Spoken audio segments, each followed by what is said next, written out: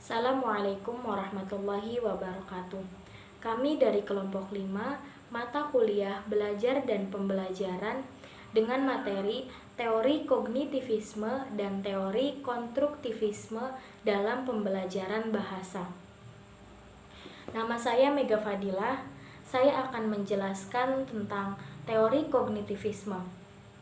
Menurut Puspo Nugroho, kognitif berasal dari kata cognition atau memiliki kesamaan dengan knowing yang mempunyai arti mengetahui. Dalam arti luas, kognitif berarti penataan, perolehan, dan penggunaan pengetahuan.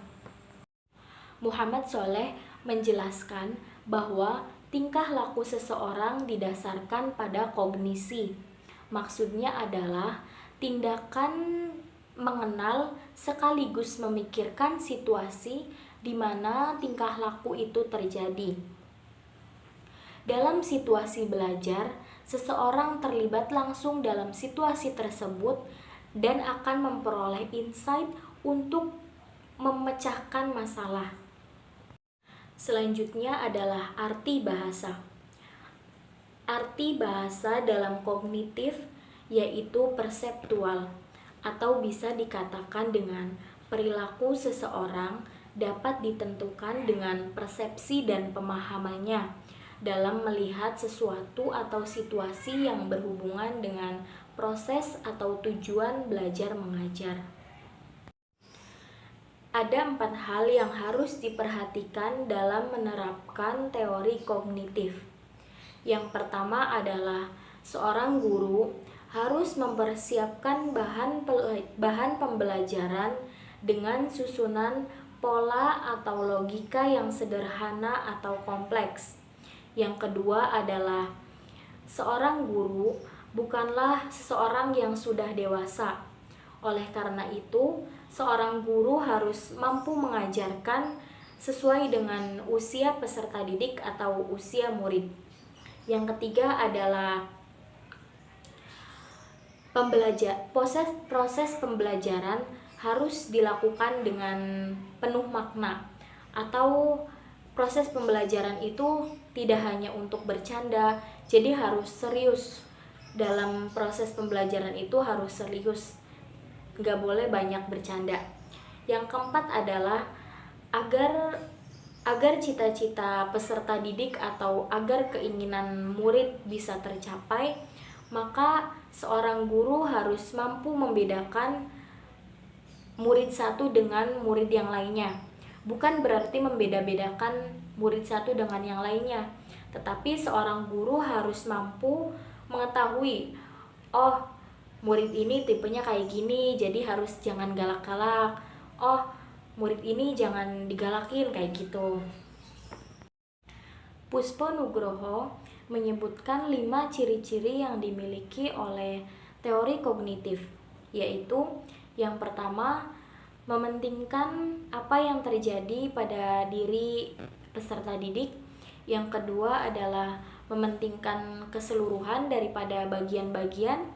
Yang ketiga adalah mementingkan peranan kognitif itu sendiri. Yang keempat adalah lebih mementingkan kondisi atau waktu di masa sekarang. Dan yang terakhir adalah mementingkan struktur pembentukan teori kognitivisme itu sendiri. Dalam teori ini tentunya memiliki kelebihan dan kekurangan. Oleh karena itu, seorang guru harus mampu menjalankan teori ini dengan semaksimal mungkin. Kelebihan teori belajar kognitif yaitu siswa akan lebih mudah mengetahui atau memahami apa yang diajarkan. Yang kedua adalah siswa lebih mandiri dan lebih kreatif.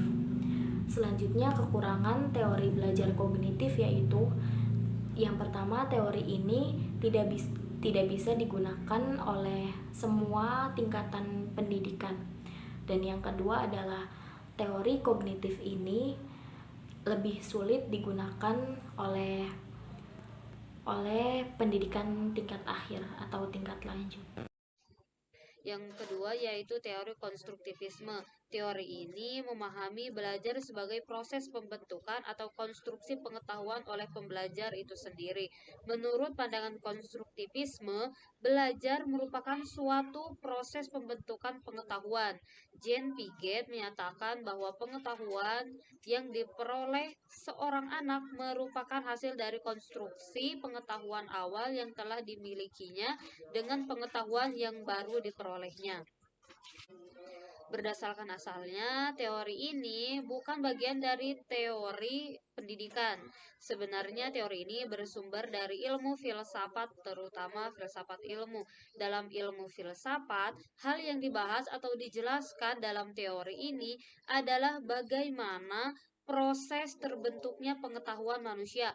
Menurut teori konstruktivisme, pembentukan pengetahuan yang terjadi pada manusia berasal dari pengalaman-pengalaman yang telah dilewatinya. Teori ini terus berkembang seiring dengan berjalannya waktu. Dalam perkembangannya, teori ini menerima pengaruh dari ilmu psikologi, khususnya psikologi kognitif Piaget, yang dimana kognitif Piaget ini sangat berkorelasi dengan psikologis manusia untuk mendapatkan pengetahuan.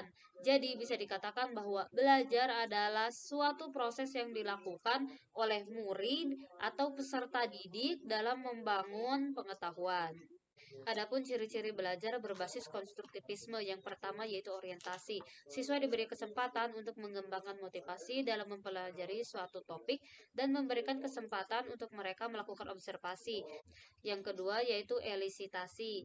Elisitasi yaitu mengungkapkan idenya dengan jalan berdiskusi, menulis, membuat poster dan lain sebagainya. Yang ketiga yaitu restrukturisasi ide, yaitu klasifikasi ide dengan ide orang lain dengan membuat ide baru dan mengevaluasi ide baru tadi. Yang keempat yaitu penggunaan ide baru dalam berbagai situasi. Maksudnya adalah ide atau pengetahuan yang telah terbentuk perlu diaplikasikan pada berbagai macam situasi. Yang kelima yaitu review. Review yaitu mengaplikasikan pengetahuan, gagasan yang perlu direvisi dengan menambahkan ataupun mengubahnya. Ada beberapa hal yang perlu diperhatikan dalam menerapkan teori ini. Yang pertama yaitu saat mengajar sebaiknya memberikan kesempatan kepada murid agar dapat mengeluarkan pendapatnya dengan bahasa sendiri. Yang kedua yaitu murid diberikan waktu atau kesempatan untuk menceritakan pengalamannya agar menjadi murid yang lebih kreatif dan imajinatif. Yang ketiga yaitu lingkungan belajar mengajar harus kondusif agar murid bisa belajar dengan maksimal. Yang keempat, murid diberi kesempatan untuk membuat gagasan ataupun ide yang baru. Adapun kelebihan dari teori ini yang pertama, dalam proses belajar mengajar, guru dapat mengajarkan para murid untuk mengeluarkan ide-idenya atau gagasannya dan melatihnya agar bisa mengambil suatu keputusan. Yang kedua, semua murid bisa mengingat pelajaran yang sudah diajarkan karena mengikuti proses belajar mengajar secara langsung dan aktif. Yang ketiga yaitu pengulangan pelajaran yang dilakukan secara berulang akan membuat murid lebih mudah untuk berinteraksi dan yakin bisa memahami pelajarannya. Yang keempat yaitu ketika proses belajar mengajar, murid akan lebih mudah untuk beradaptasi dengan lingkungannya dan mendapatkan pengetahuan yang baru. Misalkan, murid akan berinteraksi dengan murid lainnya dan guru. Yang terakhir yaitu pengetahuan yang diterima oleh murid akan mudah diterapkan dalam kehidupannya. Nah, sekarang adalah kekurangan dari teori konstruktivisme. Yang pertama, yaitu teori belajar ini lebih susah untuk dimengerti karena ruang lingkupnya lebih luas. Yang kedua, yaitu tugas guru menjadi tidak maksimal karena murid diberi kebebasan yang lebih banyak.